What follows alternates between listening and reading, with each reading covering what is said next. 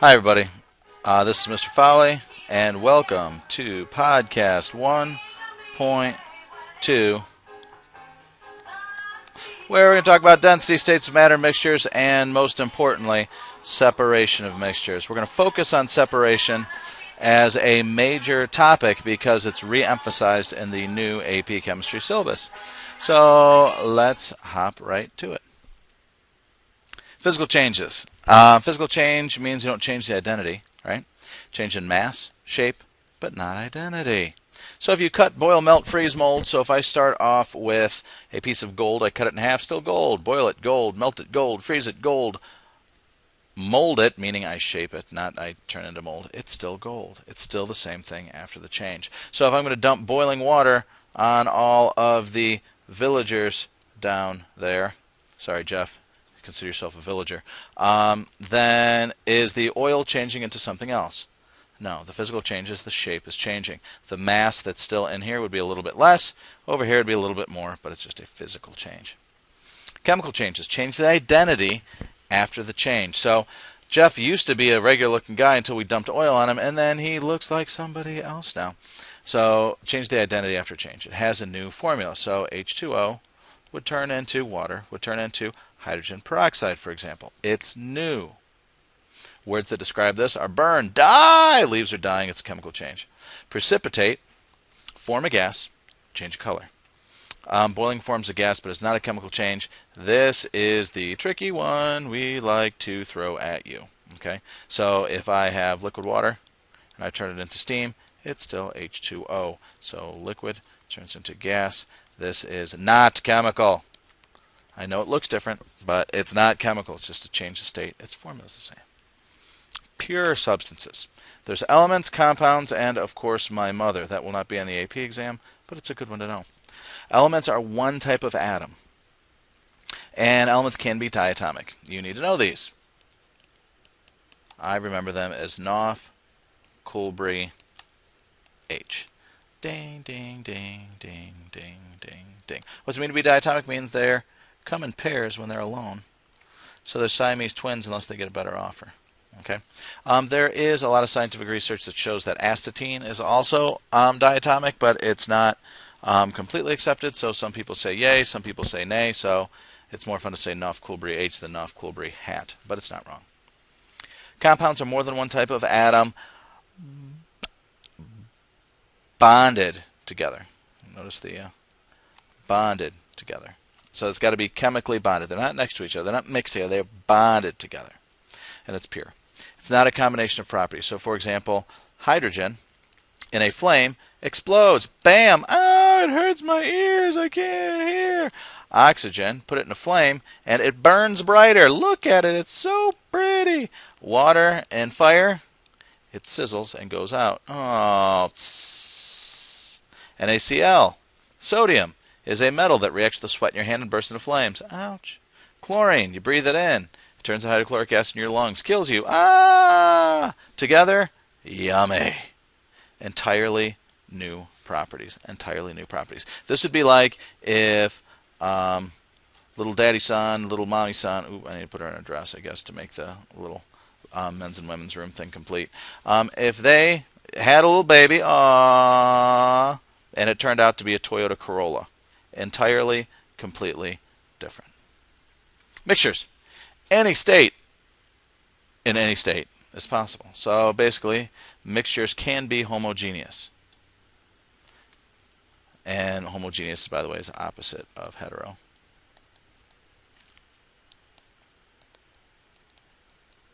They're called a solution, and every sample is the same. The prefix homo means the same. What's the same? Every sample is the same. Heterogeneous samples are different. And these are little hint things.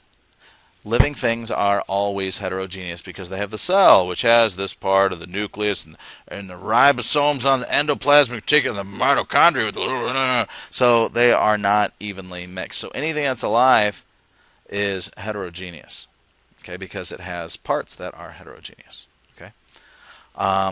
The samples are going to be different. So every sample has to be the same. Salt water. So I have a sample of salt water. It's a solution of salt water. That means if it is really a solution, every sample, if I divide it up, will be the same. So this would be homogeneous. If I take a bite of a salad, one bite may be carrot heavy. Carrots, good for my eyes. The next one might be honey mustard dressing only. So it's different. Honey mustard. Grass, living thing. Hetero. By the way, salads were also close enough to living things. Hetero. 18 karat gold. You should be familiar with carats of gold. These are called alloys. All alloys are homogeneous mixtures, and they are a blend of properties. So 18 karat gold has the strength, I got the R, of zinc, because gold is a very soft metal, but the aura, brightness, shininess of gold. How nifty. Here are examples. I'll run through some of these. This would be an element. This is a mixture. Notice there's two different things. It is a heterogeneous mixture because the top and bottom are different. This one right here, you've got big ring and little ring, so they're not together. This is also a mixture. And are they perfectly split apart? Oh, that's so hard. I'm going to go ahead and call that a homogeneous mixture because gases tend to form homogeneous mixtures because gases shoot all over the place. And look, this fills the whole container, so it's a gas. This is a pure substance, and since it's not your mama or my mama, it is a compound because these things are touching. Pure element, and you get the idea for some of these. Look at the rest of these. You should draw these and know how to do these. Are these two different? How is this different? Okay, so there you go. How to measure. All instruments have a numbered, an unnumbered, and an estimation. Digital devices estimates for you. Okay, so that last digit is estimated. So if I said how long is this line, is the mark that goes right here. You have the numbered increment. It's 8. The unnumbers, 5, 6, 7, 8.7. I need another estimation. That one goes right there. I'll call it 4. All of these digits are significant. So the proper measurement here, this says millimeters. I guess it should say centimeters, I think, but we'll call it millimeters because that's what the label is there.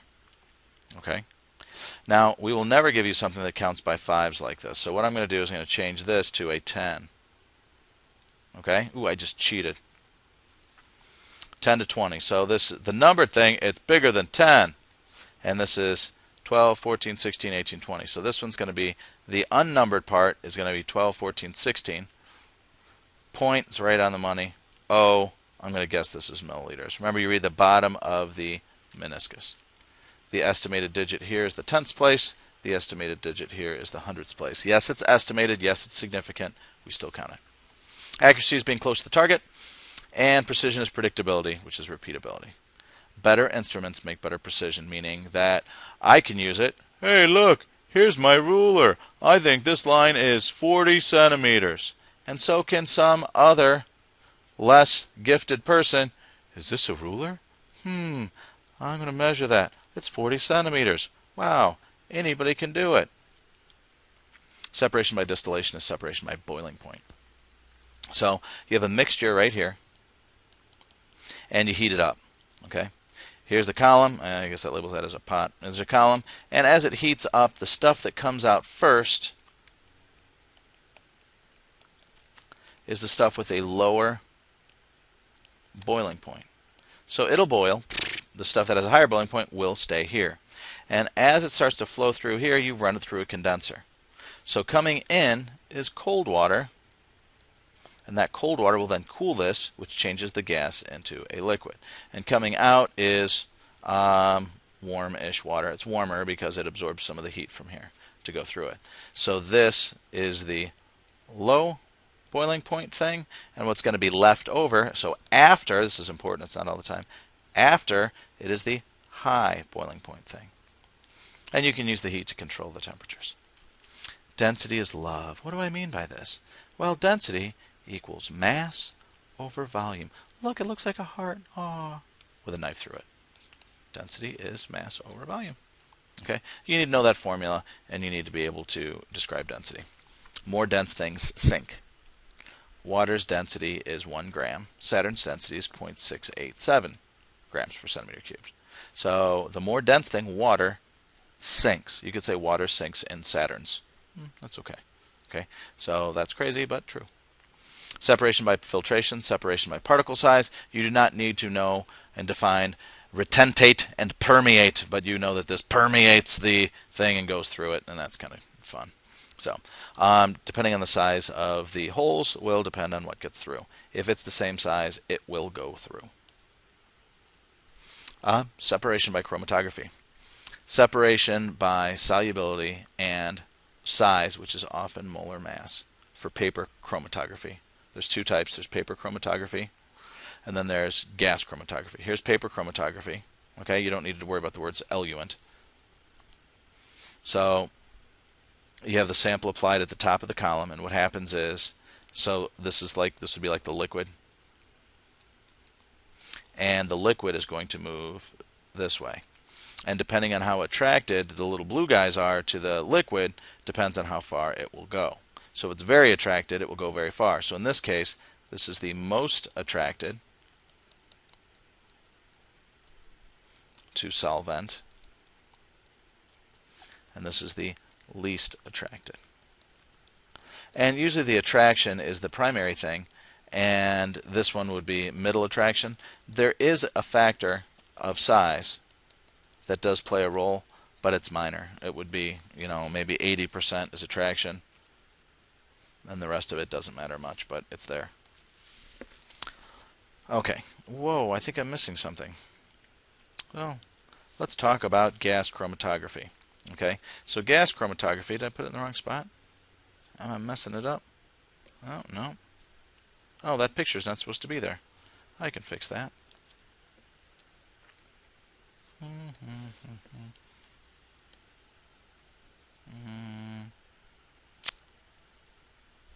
Oh, wow, a little paintbrush. Okay, gas chromatography.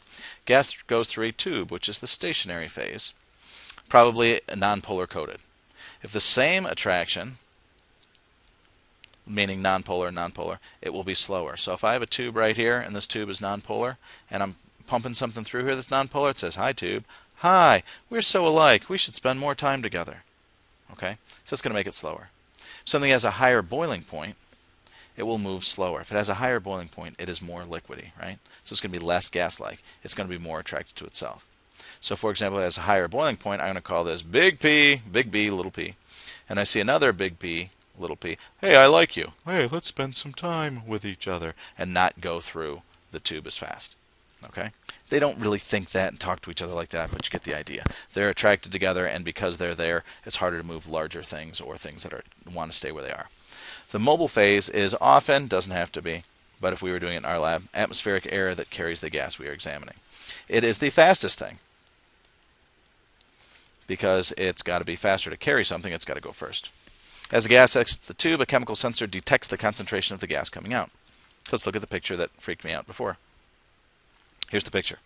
Notice the solvent. Look at this weird time. This is time 0. So the first thing to come out was the solvent, and it has the biggest amount. Why is the solvent first one out? It's designed that way. It is the least attracted. And chosen to do that. You can pick any solvent you want. Which is most concentrated? Trick question. Solvent, then linoleic acid, which is likely part of linoleic acid that decomposed. Now this is linoleic acid. It could be, here's linoleic acid, that decomposed. Linoleic acid. I'm confused because they're twice. Beep, beep, beep, beep, beep, beep, beep, beep, beep, beep, beep, beep, beep. No, I didn't want that one there. We'll get rid of that one. It could be any smaller one. We'll change this to, are those really linoleic? That's what we get for Google. We'll call this linolenous acid. So anything that's smaller than linoleic acid. Which has the strongest attractions? That's going to be the one that took the longest.